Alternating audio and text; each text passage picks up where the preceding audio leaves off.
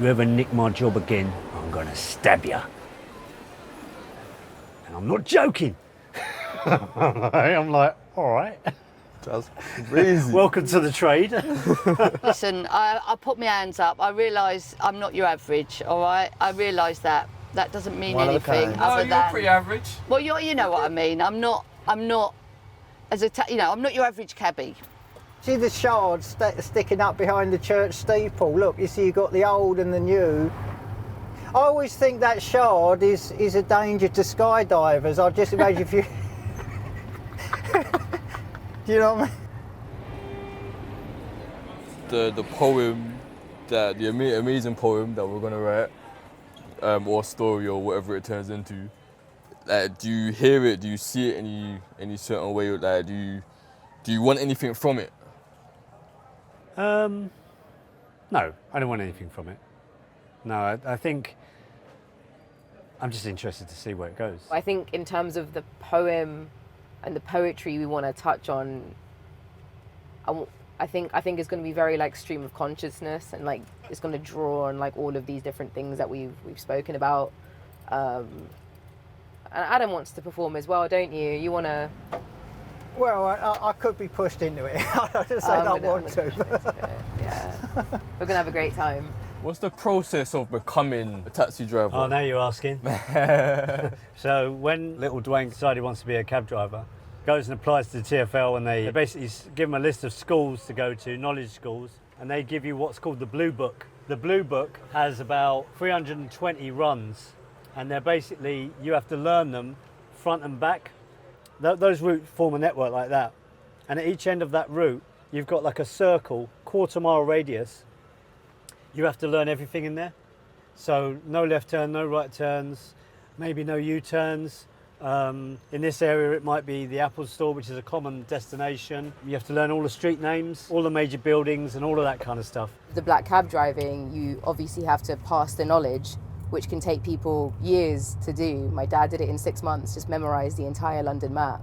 And he made sure that my mum would learn how to drive. And nowadays it's quite common for South Asian Muslim women to drive in the UK, but back in the day, back in the 80s, she was one of the only women at the mosque who would drive. Let me tell you one thing. The reason I did the knowledge was because my husband did the knowledge, not in his language, not in his city, not in his fucking alphabet, you know? And I was blown away by what he achieved. And I was like, who am I to think I can't achieve this when he's done that? It was the hardest thing I've ever done. And so he was my inspiration, yeah, 100%. My husband was my inspiration. 75% of people who start the knowledge give up. Really? You cannot fail the knowledge. It can take you 10 years. How long did it take you? 3 years, 10 months. 3 years, 10 months. If they were to integrate some kind of map, app or whatnot, Yeah. that would like change at least the feeling of what this cab represents. I think it would. Yeah, I think it would. I think the knowledge is, I think a lot of the guys are proud that they passed it, you know? Yeah, It's such a struggle. yeah. They're talking about simplifying it, but they've been talking about that for years. Yeah. But they might actually end up doing it because there's a shortage of drivers at the moment. Okay. There's so they're like trying to make it easier. Yeah, after Brexit and the pandemic, Yeah. there's about 15 to 20% less drivers, and that's why you'll see as we're driving around, there's going to be a lot of people with their hands up. It's good for me, but only in the short term, because the Yeah. government will just look at ways to fill that gap, and generally that's going to be Bolt or Uber or whatever. Yeah, They're going to yeah. fill that gap. How times have changed, you know, Uber's here now, apps are here now, people don't really talk to cabbies as much as they used to, everyone's just on their phone. I remember Adam was telling me that you could put the partition down back in the day, and you can actually hear what other people had to say and have like really meaningful conversations with them, but the partition doesn't go down anymore, it kind of stays up, and I found that to be quite like metaphorical. You could open this right up. There was a stick, and you weren't allowed to take it. It's called the stop stick. It was just a rod, and you weren't allowed to take it out, but you could take it out and then slide the thing right back. And one of my techniques for waking up drunk people was I'd take the stick out and give them a bit of a poke. That's not carriage office approved. I'm trying to get a sense of the relationship that like Rachel has between people that come in, and sometimes it sounds like you guys have like incredibly deep like life conversations, and sometimes it sounds like you have incredibly light, fun conversations. There's a relationship there, and I'm trying to get a sense of what that relationship is. But it's given gone that, in a second. Well, exactly, right? It's but like, that's the thing, right? I remember them because they're all amazing people. But that's what's so amazing. Yeah. Is I'm having all of these incredible 10 minutes of someone's time and their life, and I'm giving them mine. I'm giving to them as well, absolutely. you know, like if they want. I mean, but it is my time, of course it is. What makes it all safety is that it's kind of throwaway. yeah. I think. And I think that's what I find fascinating is like a throwaway intimacy. I've had some people where where I'm dropping them off, and he's like, look, I hope you don't mind, I know I'm taking your time. So I do that, I turn. Yeah, go on then. And we're sitting and now we're having a chat, and you know, all kinds of, Yeah. you know, because you can't leave them at that moment, because actually they really need to, Have this they moment. need to finish it. Yeah. Were you like, have you always been a social person, or like, how did the job change you? So when I got in the taxi, what I realised was it was like my hearing changed. It was like I'd gone from like 60% up to 100%, and I was having these conversations, which obviously you're having, where you're listening, and I'm like, wow, I'm finding out stuff here that I should have been finding out a long time ago by actually just listening to people. And that was the first change I noticed. I've got one really amazing story. the first I've that comes to your got head? one really amazing story, right? So I've got a girl on board and I'm dropping her off up at Maida Vale. Uh-huh. I'm cutting through the back streets and there on the right-hand side I see this guy, and I thought, in my mind, I've noticed him because I think, oh, he looks like he's just come out of a festival or something. You know, he didn't look like, he just, anyway, that was it. And he's trying to hail me, and I'm like, I've got someone on board, so I've ignored him. Anyway, I've dropped her off, and I'm heading back through. Fuck me, I see him again. So I pull over, and I pick him up. And he went, oh, well, what music are you into then? I said, you've probably not heard Lee Scratch Perry. You know, he's my absolute, this man was still alive, rest in peace. And he quoted me a whole heap of Lee Scratch Perry lyrics, which is quite unusual, back to back, right? yeah. It's quite unusual. So that already, I'm quite interested in this guy now. And I went, well, you know, that's amazing. Right? Then he said to me, 24th of May, just out like that, 24th of May. And I'm like, it's my birthday. What? It's my birthday. And I'm looking round and I'm thinking, is there anything here? And I went, that's my birthday. He said, yes, I know. What? Right, now get this. He said, I said, oh, that's interesting. He said, yeah. He said, people don't understand me. He said, people just don't get me. He said, actually, I've just escaped from a mental institution. Wow, yeah. He starts speaking to me in Hebrew. Well, In Hebrew? My husband is from Israel, and so therefore I understand a bit of Hebrew. And this is all like this is all like, and I'm driving, all this while I'm driving thinking, this is crazy, also, but like, this guy, so many... but I feel okay, this guy's nice, you know? And then he wants dropping off, and in my head I'm thinking, I'm not going to charge him, like the geezer's just escaped from mental institution, give the guy a break. Absolutely. And he said, don't worry, I've got enough money to pay. So that was the journey. Amazing. So he gets out, I pull around the corner and I stop, right? Because then it hits me. Wow, what just happened there? That was really incredible. But he was a really amazing guy. But these things he's told me, how can that be, right? So then I've told my mate, she's a cabbie, I've told my mate, and about 20 minutes later, she's rung me up and she went, you ain't gonna believe this. I said, what? She said, I was just telling my passenger, and my passenger's birthday is 24th of May, right? And he said, it's because your friend is open that these things happen. Yeah, absolutely. If you're not open, Then you these don't things notice don't them. happen.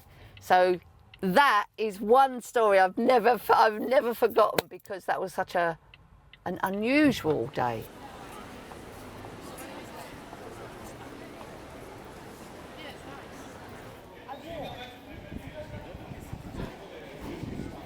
I got these two bruises in the back. We stop and I'm like, right, what's my scenario here? Because I've got these guys, they've obviously, how they've not had a drink, right? So I locked the doors. We're going out and pay you. I said, listen, they go to get the door. What are you locked the doors for? And I'm like, listen, guys, we're going to get out of the cab, I'm going to ruin this cab for you. We're going to, and I'm like, listen, guys, I said, I'm doing a job here, wife, kids, I've got you got over 100 quid on the meter. You two guys are in the middle of nowhere. We've been driving for an hour and a bit. I need to know that I'm going to get paid. So what am I going to do? What choice do I have? So I played it that way. Now you're a decent fella. Come and give you I'll come around, he starts pulling out his cash, comes round. Will you do it for 100 quid? I said, bloody right I will, because I thought I was getting nothing.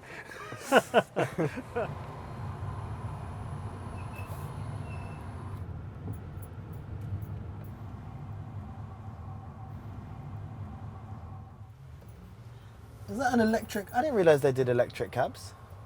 Is this electric? Of course it is. Is it? I thought it was... How do you think it's so quiet? I don't know. I just thought it was super insulated. Does that mean you've got an electric charging point? What's that like to set up? Isn't that... I have to just pay lots of fucking money. Am I being really dense? Is this electric or diesel, Adam? No, this is diesel. Okay, good. Yeah. This is one of the old ones. Yeah, because I was going to say, it's quite like, it rocks me a little bit. You can hear it like revving and stuff. The costings are astronomical though. I mean, when I gave the taxi up, I was paying £200 a week for a rent, and this was for an old one like this, and now this is 260 a week. I'm just trying to keep all the plates spinning so I've got I can make a move when I decide what to do. But the thing is, having experienced that COVID thing, when it all went bang like that, and all of a sudden you just couldn't earn anything, and the taxi was my only vehicle and I lost it. It's so fresh in my mind going through all that I just... Taxi drivers say, why you still work for Sainsbury's? It's all right again now. I said, yeah. I said, you do it as long as I've done it, and it can change. It can change. I love being a black cab driver for so many reasons. Number one, because, it's a respected trade. People know how hard we've worked to get it. Number two, as a female driver, I'm treated exactly the same. No one can treat me any different. I've done exactly the same training. My meter's the same, I'm paid the same. Do you know what I mean? There's none of this glass ceiling, excuse the pun. There's something about saying, about being a woman, that I am just a woman, right? Who does everything that a woman should be able to do. Do you know what I mean? Like, I'm just doing, which is what every woman should be just doing and feel like they can just do. And again, big up Rooney Martin, big up Ronnie Martin. There's not, this isn't, it's nothing special. I'm just a woman who does everything, whatever.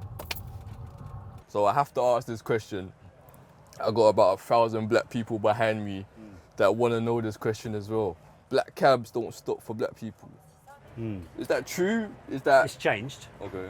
Up until very recently, maybe the last decade, that is slowly starting to change. I've seen it in front of me. I've seen it on a rank in the Strand, and there was a black businessman, and he wanted to go to Australia House, which isn't far, but it's not a quick walk. He said, "Oh, you can walk that. I'm not taking you." Wow. So that means that I'm taking him, but I'm happy to take him because that's the job. Yeah. Yeah. I don't think it's as prevalent now because luckily we've got a higher minority in the trade. One examiner who took it upon himself started a school.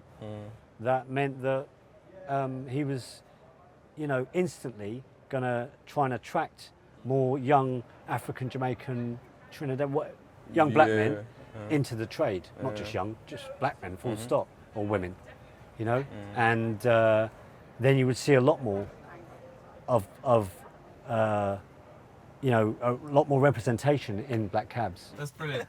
Thank Yeah. you so much, guys. Done. No, For having it's been a me. pleasure. Oh, no, It's been we've a had a pleasure. good time. Thank you. Also, thanks for the excuse for giving us an excuse to hang out. You know, it's great. Suits me.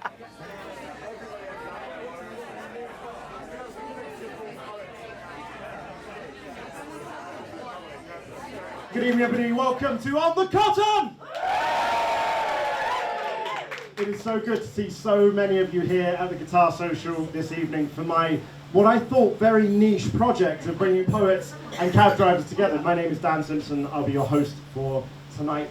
This project came from basically my dad being a black cab driver. I was always fascinated by him learning the trade when I was growing up, learning the knowledge and being a cabbie. A lot of people think poetry, intellectual, elite. No, poetry, like in its origins, was us around a campfire telling each other stories, telling each other our histories. It is a spoken word oral tradition. Rachel, one of our cab drivers, I called them knowledge boys earlier, and she went, knowledge girls. Knowledge. Yeah.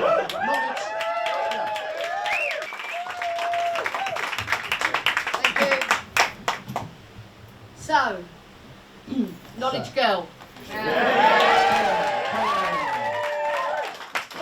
5% female drivers out there, 5% and rising.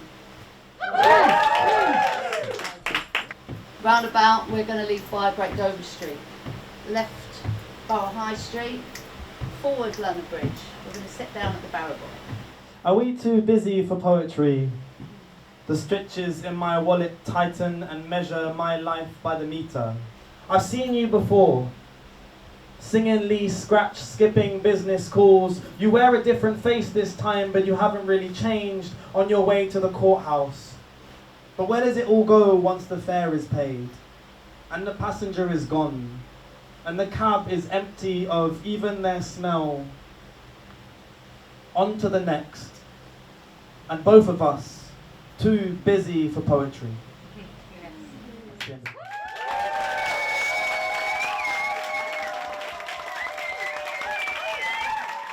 So being able to drive around for hours with Adam really meant a lot to me, because it kind of helped me kind of fantasize about what the cab would be like with my dad. Yeah, thank you all for listening and lending us your ears. Yeah. I drive an old black London taxi, but I don't know where I'm going. Spiritually, that is. Never have. Snaking through the underbelly of smoke, we move in the shadows as buildings are set ablaze by the sun and shoddy cladding. Plastic Jesus stares back at me sadly. Bumble lifeless on the tiny abalone base by his feet. And I know Jesus doesn't want me for a sunbeam. He never has. And I'm still not feeling it. Seedy underground toilets for the gents, now replaced with seedy underground massage parlours. Us drunk poets dig their fingers deep into the mulch and germinate our best ideas. Adam and Kareen, everybody. Next up onto the stage, we're going to welcome Dwayne and Benna. Please give it up for Dwayne. This is the irony that always surprises me. Black cabs never stop for black people. You getting in? Shit. Yeah. Whenever you're ready.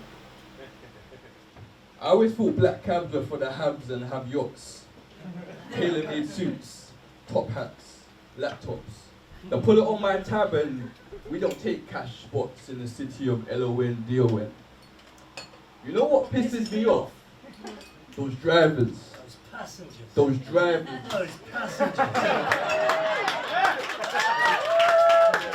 And let me know when a little speed will kick in. Time is money and that meter is ticking. I thought we would have been there sooner. Should have got Uber. Should have got what? Nah, I said I should have got a Suva. It's been a wild night. I mean, in a sense, we both connect with people. Yeah, and honestly, it's changing me. Especially as I've been talking with more men recently, and it's shaping me in ways I never thought. Like, cause, alright, man to man, I feel like my life and even the world is just giving no one any room to like. By the way, this is you. Oh, wow, so soon. Alright, have a good one. Same to you. Cheers.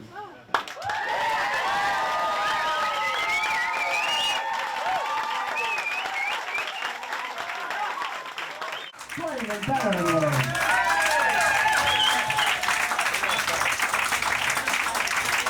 the cab home. There might be a few knocking around at the end of the gig. So we have a few drivers here who'll be willing to take you as a fare. Take black cabs. Quite frankly, take that black cabs when you can and when you can afford it. 1, 2, 3. Awesome. Amazing. Thank you so much.